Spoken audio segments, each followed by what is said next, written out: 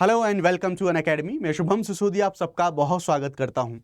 मैं जब भी आपको टिकटॉक का लोगो दिखाऊं या फिर जब भी टिकटॉक के बारे में बात करूं तो सबसे पहले आपके दिमाग में कुछ सर्टेन रील्स, फेमस जो रील्स हैं और कुछ जो टिकटॉक के स्टार्स हैं वो आए होंगे। जी हाँ, अभी रिसेंटली इसके संबंध में कुछ ऐसी न्यूज आ रही है कि क्या टिकटॉक वापस से भारत में आ सकता है।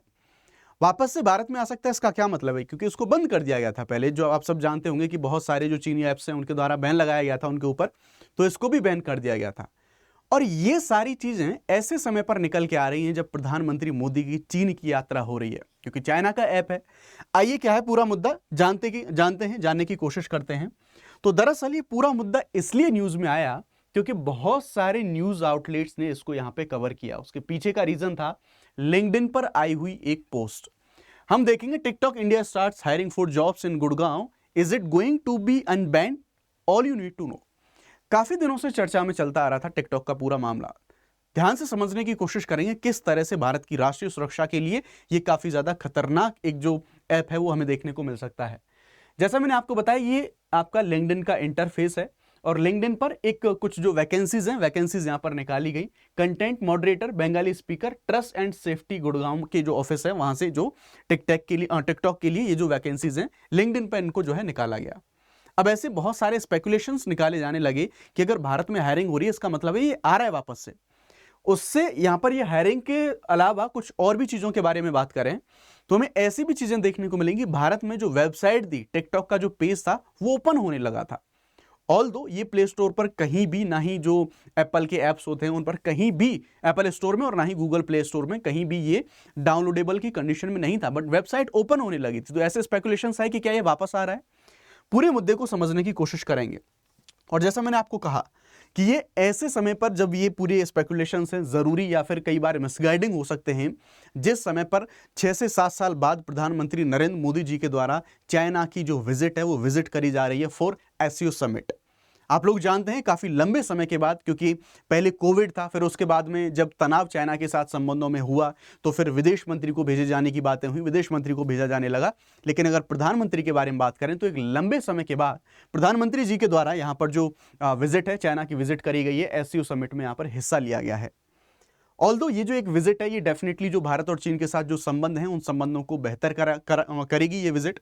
और जो एक जो सभी नेता हैं उनके साथ में कल यानी कि 31 तारीख को जो शी जिनपिंग और पीएम मोदी जी हैं उनकी जो यहाँ पर बैठक है वो बैठक होने वाली है।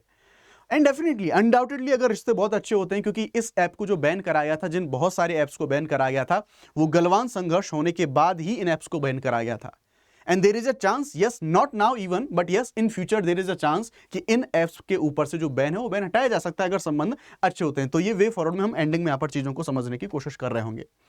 क्या है पूरा मामला, एग्जैक्टली पूरे मामले के बारे में जाने तो आप यहां पर देखेंगे। दरअसल टिकटॉक यानी कि जिसकी जो कंपनी है बाइट डांस, इसने गुड़गांव ऑफिस के लिए कुछ जो पद थे उन पर हायरिंग की वैकेंसी निकाली थी।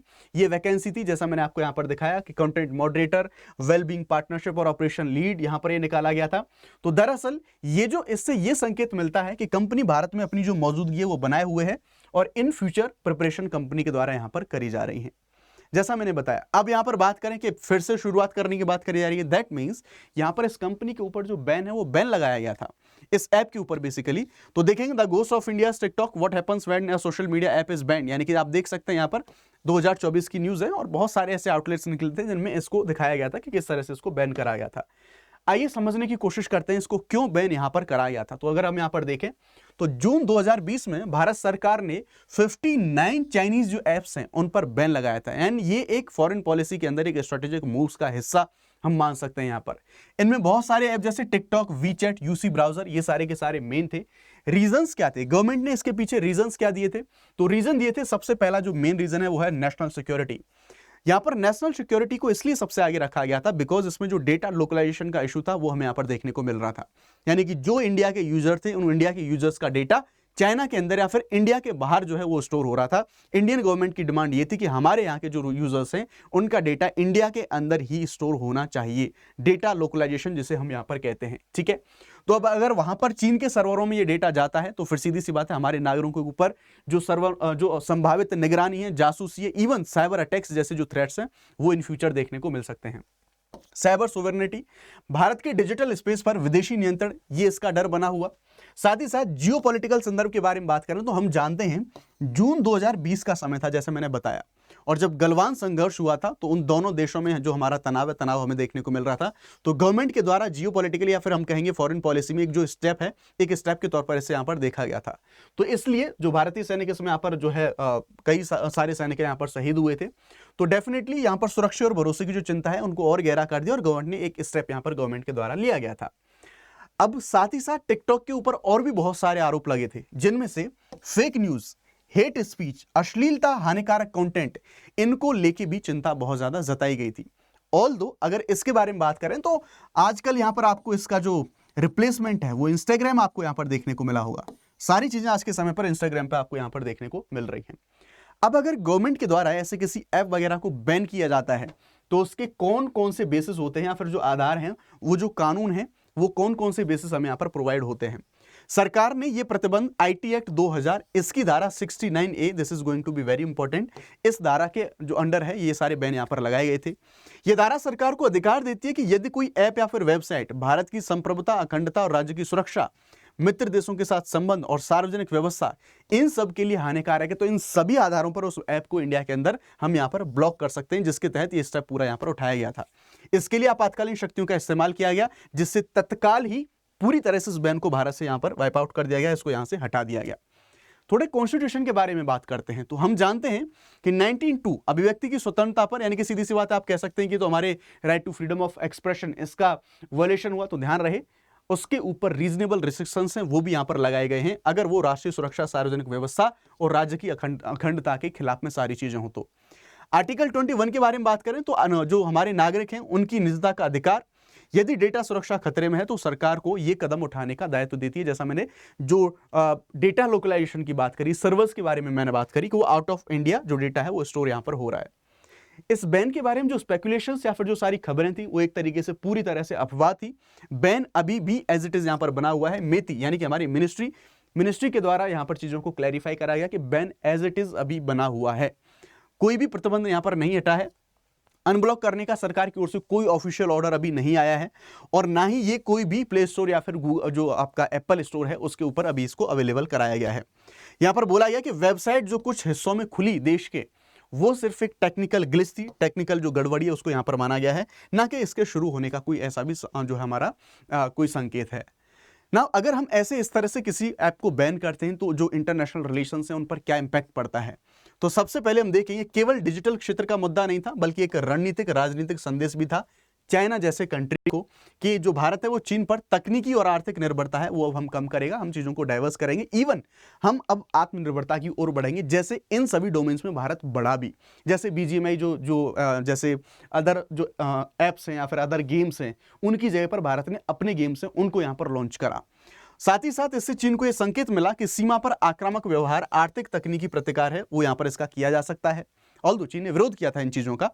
भारत में टिकटॉक की लगभग 20 करोड़ यूजर थे और यह कंपनी ने यहां भारी निवेश किया था।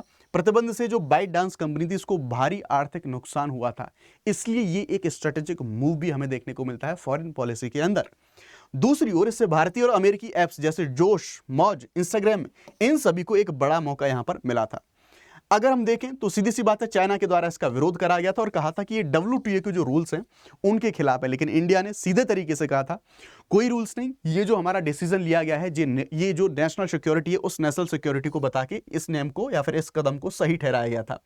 ये घटना सीमा विवाद, आर्थिक टकराव, इन सब का जो प्रतीक है वो प्रतीक हमें यहाँ पर देखने को मिलती है। अगर हम यहाँ पर बात करें तो टिकटॉक पर बैन भारत की डिजिटल संप्रभुता, इसकी रक्षा और चाइना को सामरिक संदेश देने का एक प्रतीकात्मक कदम था हमारा यहाँ पे। आगे हम यहाँ पर ये देखते हैं कि अगर चाइना के साथ संबंध हैं, अगर वो बेहतर होते हैं तो there is a chance, in possibility ये है कि हाँ यस, कि जो डेटा सर्वर है उसको लोकलाइज करा जाए, साथ ही साथ कड़े रेगुलेशंस लाए जाएं, है ना, जैसे भारत में BGMI का एग्जांपल दे सकते हैं, तो वापसी यस संभव हो सकती है इन नियर फ्यूचर। साथ ही साथ हमें अपने जो डिजिटल प्रोटेक्शन जो हमारा डेटा एक्ट है उसको हमें मजबूत करना चाहिए, साथ ही साथ ऐसे खतरों से बचने के लिए साइबर सिक्योरिटी है उस पर भी हमें काम करना होगा। ये कदम डिजिटल आत्मनिर्भरता और साथ ही साथ मेक इन इंडिया एप्स, उनके लिए एक अवसर भी बन गया था। ये सारे के सारे जो एप्स हैं इनको यहाँ पर जो बैन करा गया था। तो ये था पूरा का पूरा मुद्दा अभी तक जो हमने यहाँ पर जाना ना। अगर आप अनअकैडमी के प्लस कोर्सेज के बारे में बात करें तो 19,999 में 12 महीने के एक्सटेंशन और भी आपको कंडीशंस के साथ में मिलती हैं चीज़ें। ध्यान रखिएगा, अगर आप शुभ 50 इस कोड का आप इस्तेमाल करते हैं तो आपको मैक्सिमम डिस्काउंट मिलता है, जिसमें आप अगर 2 साल से ज़्यादा का सब्सक्रिप्शन लेते हैं तो उसमें आपको मेंस की प्रिपरेशन आपको कराई जाएगी, जीएस सीसेट टेस्ट सीरीज सारी चीज़ें आपको यहाँ पर मिलती हैं। आरंभ और 2026, 27, 28 के लिए हिंदी, इंग्लिश, बाइलिंगुअल सारे बैचेस लाइव हो चुके हैं। डिस्क्रिप्शन में लिंक दिया गया है, आप उसके माध्यम से इसको ज्वाइन कर सकते हैं। आइकॉनिक में आपको मेंटरशिप, कंटेंट यानी कि बुक्स वगैरह सारी चीज़ें आपको यहाँ पर मिलती हैं। सो ये था पूरा का पूरा मामला। वैसे आप क्या चाहते हैं कमेंट सेक्शन में बताएं, क्या टिकटॉक को वापस भारत में आना चाहिए? Thank you very much.